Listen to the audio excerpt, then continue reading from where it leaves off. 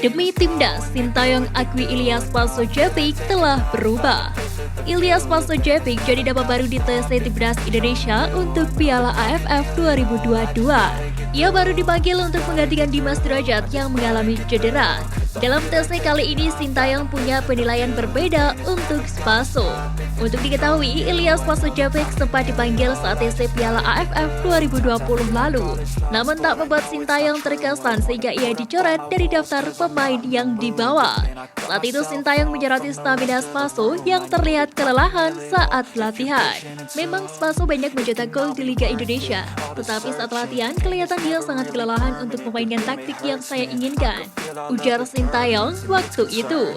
Kini situasi berbeda, bahkan pelatih Sintayong mengakui Ilyas Pasojevic telah berubah ke arah positif jelang dimulainya Piala AFF 2022. Hal itu tentu memperbesar kemungkinan Ilyas Pasojevic bela timnas Indonesia di Piala AFF 2022. Untuk masalah Spaso, pemain sendiri memang mindsetnya berubah dan fisiknya pun meningkat, jadi menjadi baik, mentalnya pun berubah. Saya menantikan Spaso pasti bisa menunjukkan lebih baik dari Spaso yang dulu, kata Sintayong dilansir dari bolasport.com. Sebelumnya, Spaso menyatakan bertekad memberikan kontribusi maksimal buat timnas Indonesia pada Piala AFF 2022. Pasalnya itu cara dia membayar kepercayaan dari Sintayong. Saya sangat senang dan bangga bisa menjadi bagian dari timnas Indonesia lagi setelah cukup lama tidak dipanggil. Saya dapat kesempatan lagi dan saya percaya saya bisa menjawab kepercayaan Coach Sintayong, kata Spaso.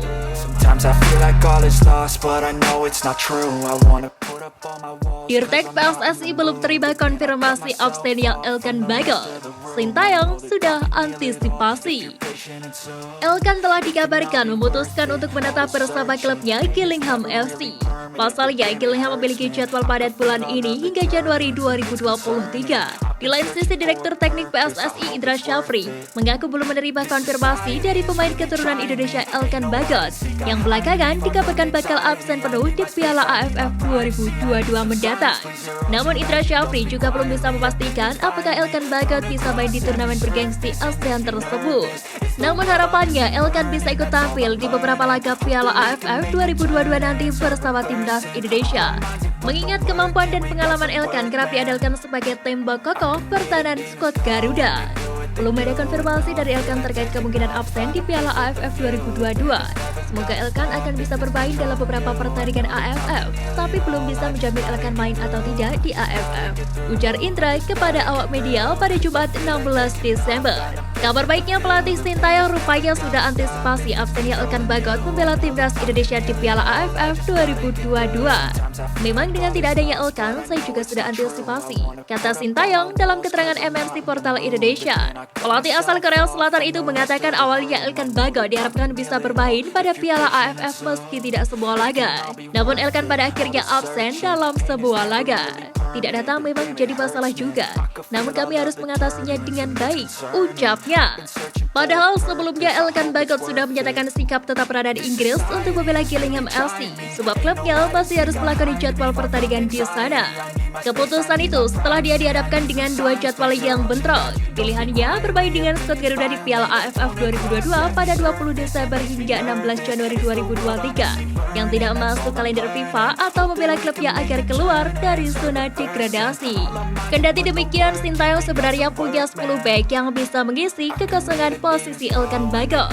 Ke-10 pemain itu yakni Asnawi Mangkualam, Jordi Amat, Sandy Walsh, Fahrudin Arianto, Rizky Ridho, Muhammad Ferrari, Pratama Arhan, Hansa Muyama, Andi Setio, dan Edo Febriansyah. Tetapkan 23 pemain untuk Piala AFF 2022 akhir pekan ini. Striker Timnas free update kondisi terkini pemain. Pelatih Timnas Indonesia Sintayong segera menetapkan 23 pemain untuk dibawa mentas di Piala AFF 2022. Seiring dengan itu para pemain tersebut langsung dibawa ke Jakarta untuk menjalani pemusatan latihan lanjutan. Sementara dalam menentukan pemain terbaik itu, Sintayong akan menggelar sejumlah internal game. Kabar tersebut disampaikan langsung oleh Direktur Teknik PSSI Indra Syafri dalam acara di Jakarta. Timnas Indonesia Senior pada Minggu 18 Desember akan datang ke Jakarta. Tanggal 15 hingga 17 mereka akan mengadakan internal game. Pada Minggu tanggal 18 itu nanti akan ditetapkan 23 pemain terbaik yang akan kita turunkan. Jelas Indra kepada awak media Jumat kemarin. Sementara itu Timnas Kamboja menjadi lawan perdana Timnas Indonesia pada 23 Desember mendatang.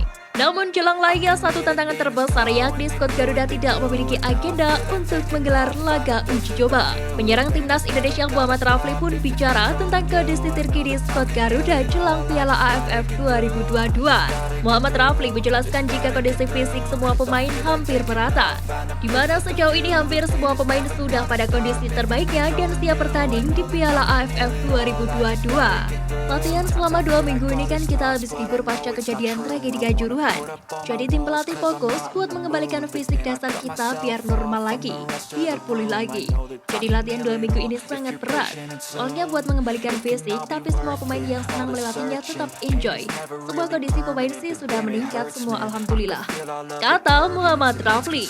Pemain asal klub Arema FC ini menegaskan jika tidak memiliki target pribadi pada Piala AFF 2022.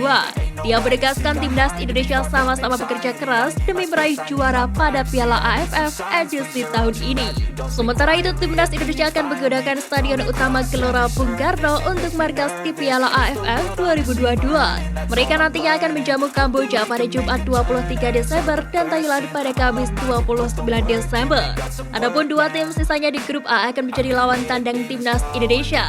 Kedua tim yang dimaksud adalah Filipina dan Brunei Darussalam.